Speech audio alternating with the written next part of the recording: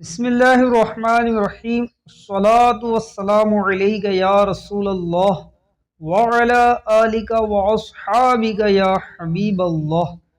میرے شیخ طریقت امیر اہل سنت بانی دعوت اسلامی حضرت علامہ مولانا محمد الیاس قادری مدظ العالی کا تحریر کردہ رسالہ منع کی لاش غوث اعظم رحمۃ اللہ علیہ کی حکایات بیان مکمل سنیے، انشاءاللہ عز و جل آپ کے دل میں غوث اعظم رحمۃ اللہ علیہ کی محبت مزید بڑھ جائے گی۔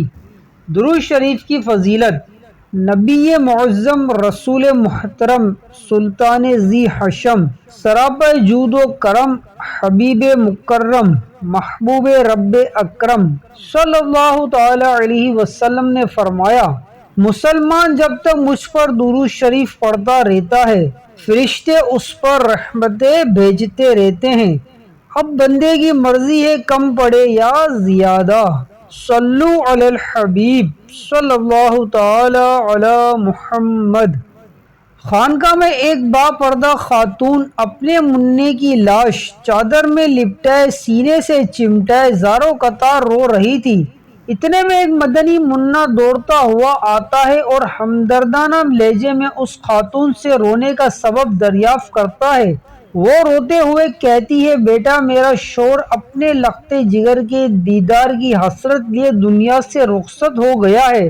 یہ بچہ اس وقت پیٹ میں تھا اور اب یہی اپنے باپ کی نشانی اور میری زندگانی کا سرمایہ تھا۔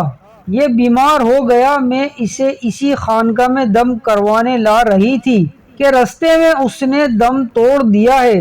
پھر بھی بڑی امید لے کر یہاں حاضر ہو گئی کہ اس خانقاہ والے بزرگ کی ولایت کی ہر طرف دھوم ہے اور ان کی نگاہ کرم سے اب بھی بہت کچھ ہو سکتا ہے، مگر وہ مجھے صبر کی تلقین کر کے اندر تشریف لے جا چکے ہیں۔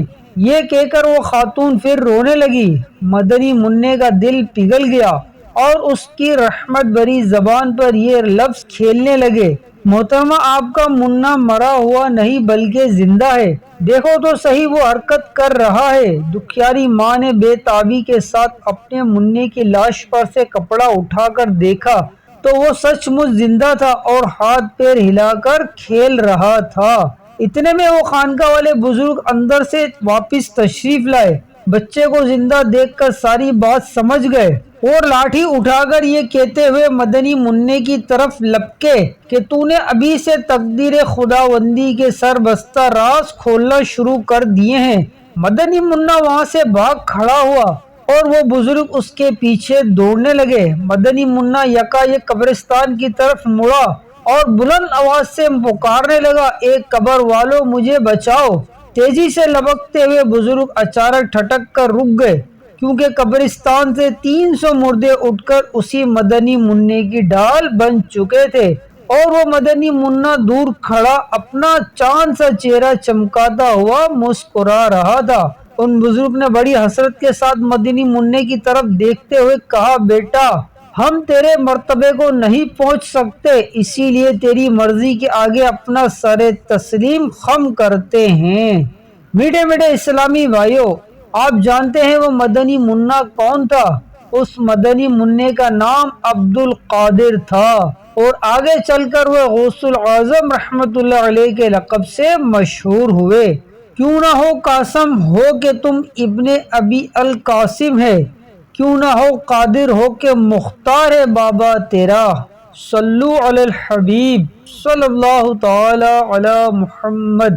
بچپن شریف کی 7 کرامات۔ میٹھے میٹھے اسلامی بھائیوں، ہمارے غوث اعظم رحمۃ اللہ علیہ مادر ذات ولی تھے۔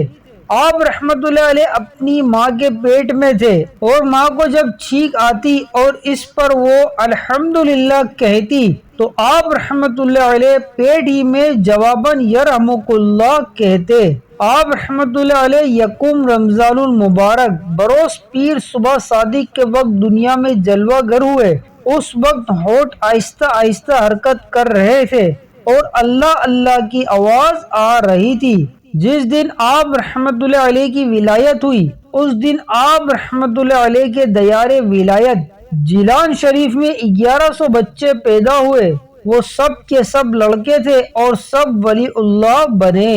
غوث اعظم رحمت اللہ علیہ نے پیدا ہوتے ہی روزہ رکھ لیا اور جب سورج غروب ہوا اس وقت ماں کا دودھ نوش فرمایا۔ سارا رمضان مبارک آپ رحمت اللہ علیہ کا یہی معمول رہا۔ 5 برس کی عمر میں جب پہلی بار بسم اللہ پڑھنے کی رسم کے لیے کسی بزرگ کے پاس بیٹھے تو اعوذ اور بسم اللہ پڑھ کر سورہ فاتحہ اور الف لام میم سے لے کر 18 پارے سنا دیے۔ ان بزرگ نے کہا بیٹا اور پڑھیے، فرمایا بس مجھے اتنا ہی یاد ہے، کیونکہ میری ماں کو بھی اتنا ہی یاد تھا۔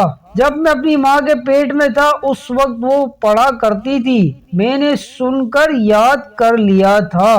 جب آپ رحمت اللہ علیہ لڑکپن میں کھیلنے کا ارادہ فرماتے، غیب سے آواز آتی اے عبد القادر، ہم نے تجھے کھیلنے کے واسطے نہیں پیدا کیا۔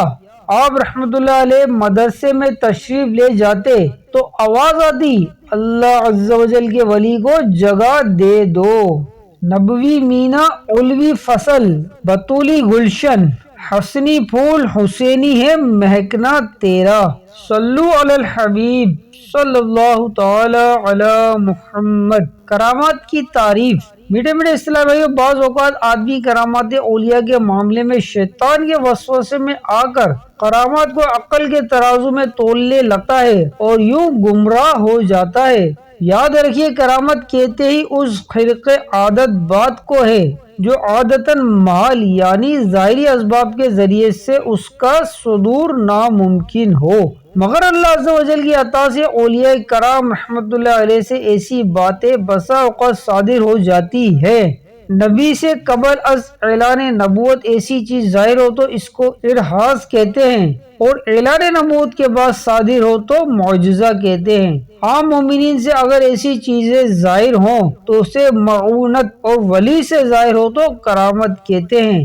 نیز فاسق و فاجر سے کوئی غرق عادت ظاہر ہو تو اسے استدراج کہتے ہیں۔ عقل کو تنقید سے فرصت نہیں، عشق پر اعمال کی بنیاد رکھ۔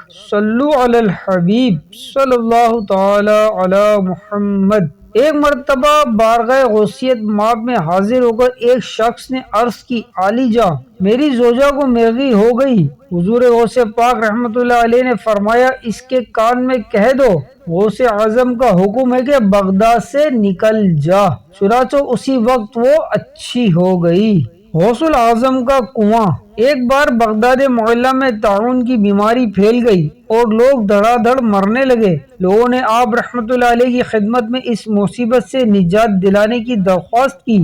فرمایا ہمارے مدرسے کے ارد گرد کی جو گھاس ہے وہ کھاؤ اور ہمارے مدرسے کے کنویں کا پانی پیو، جو ایسا کرے گا وہ انشاءاللہ عز و جل ہر مرض سے شفا پائے گا۔ چنانچہ گھاس اور کنویں کے پانی سے شفا ملنی شروع ہو گئی، یہاں تک کہ بغداد شریف سے طاعون ایسا بھاگا پھر کبھی پلٹ کر نہ آیا۔ طبقات کبریٰ میں غوث اعظم رحمت اللہ علیہ کا یہ ارشاد بھی نقل کیا گیا ہے جس مسلمان کا میرے مدرسے سے گزر ہوا قیامت کے روز اس کے عذاب میں تخفیف ہوگی۔ گناہوں کے امراض کی بھی دوا دو، مجھے اب عطا ہو شفا غوث اعظم۔ صلو علی الحبیب صلی اللہ علی محمد۔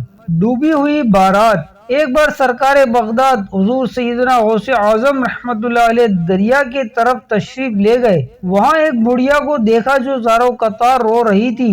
ایک مرید نے بارگاہ غوثیت میں عرض کی یا مرشدی، اس ضعیفہ کا اکلوتا خوبرو بیٹا تھا، بیچاری نے اس کی شادی رچائی، دولہا نکاح کر کے دلہن کو اسی دریا میں کشتی کے ذریعے اپنے گھر لا رہا تھا کہ کشتی الٹ گئی اور دولہا دلہن سمت ساری بارات ڈوب گئی۔ اس واقعے کو آج 12 سال گزر چکے ہیں مگر ماں کا جگر ہے، بیچاری کا غم جاتا نہیں ہے۔ یہ روزانہ یہاں دریا پر آتی اور بارات کو نہ پا کر رو دھو کر چلی جاتی ہے۔ حضور غوث اعظم رحمت اللہ علیہ کو اس ضعیفہ یعنی بڑھیا پر بڑا ترس آیا۔ آپ رحمت اللہ علیہ نے اللہ عز و جل کی بارگاہ میں دعا کے لیے ہاتھ اٹھا دیے۔ چند منٹ تک کچھ بھی ظہور نہ ہوا بےتاب ہو کر بارگاہ الہی عز و جل میں عرض کی، یا اللہ عز و جل اس قدر تاخیر کیوں؟ ارشاد ہوا، اے میرے پیارے، یہ تاخیر خلاف تقدیر و تدبیر نہیں ہے، ہم چاہتے تو ایک حکم کن سے تمام زمین و آسمان پیدا کر دیتے، مگر با مقتضائے حکمت 6 دن میں پیدا کیے۔ بارات کو ڈوبے 12 سال بیت چکے ہیں، اب نہ وہ کشتی باقی رہی ہے نہ ہی اس کی کوئی سواری، تمام انسانوں کا گوشت وغیرہ بھی دریائی جانور کھا چکے ہیں، ریزے ریزے کو اجزائے جسم میں اکٹھا کروا کر دوبارہ زندگی کے مرحلے میں داخل کر دیا ہے، اب ان کی آمد کا وقت ہے۔ ابھی یہ کلام اختتام کو نہ پہنچا تھا کہ یکایک وہ کشتی اپنے تمام تر ساز و سامان کے ساتھ بما دولہا دلہن و باراتی سطح آب پر نمودار ہو گئی اور چند ہی لمحوں میں کنارے آ لگی۔ تمام باراتی سرکار بغداد رحمت اللہ علیہ سے دعا لے کر خوشی خوشی اپنے گھر پہنچے۔ اس کرامات کو سن کر بے شمار کفار نے آ کر سیدنا غوث اعظم رحمت اللہ علیہ کے دست حق پرست پر اسلام قبول کیا۔ نکالا ہے پہلے تو نے ڈوبے ہوا کو، اب ڈوبتوں کو بچا غوث اعظم، صلو علی الحبیب صلی اللہ تعالی علی محمد۔ کیا بندہ مردہ زندہ کر سکتا ہے؟ میٹھے میٹھے اسلامی بھائیوں، بے شک موت و حیات اللہ عز و جل کے اختیار میں ہے، لیکن اللہ عز و جل اپنے کسی بندے کو مردے جلانے کی طاقت بخش دے تو اس کے لیے کوئی مشکل بات نہیں ہے، اور اللہ عز و جل کی عطا سے کسی اور کو ہم مردہ زندہ کرنے والا تسلیم کرے تو اس سے ہمارے ایمان پر کوئی اثر نہیں پڑتا۔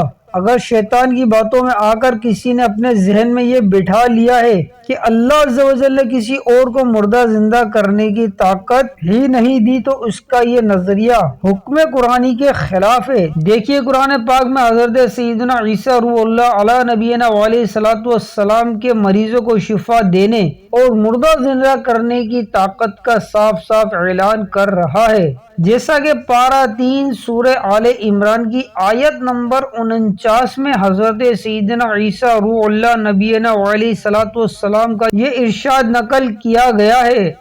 ترجمہ کنز ایمان، اور میں شفا دیتا ہوں مادرزاد اندھوں اور سفید داغ والے یعنی کوڑی کو، اور میں مردے جلاتا ہوں اللہ عز و جل کے حکم سے۔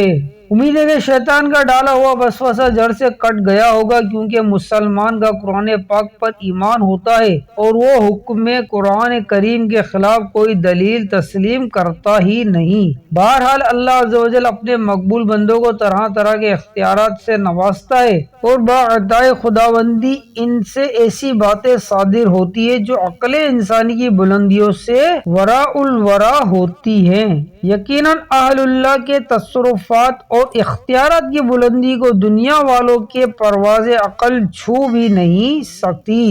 صلو علی الحبیب صلی اللہ تعالی علی محمد۔ ایسی اچھی اچھی باتیں اور فیضان سنت اور کتب و رسائل امیر اہل سنت سے درس و بیان سننے کے لیے ہمارے چینل کو سبسکرائب کیجیے، نیکی کی دعوت عام کرنے کی نیت سے ویڈیو کو شیئر بھی کیجیے۔ جزاکم اللہ خیرہ۔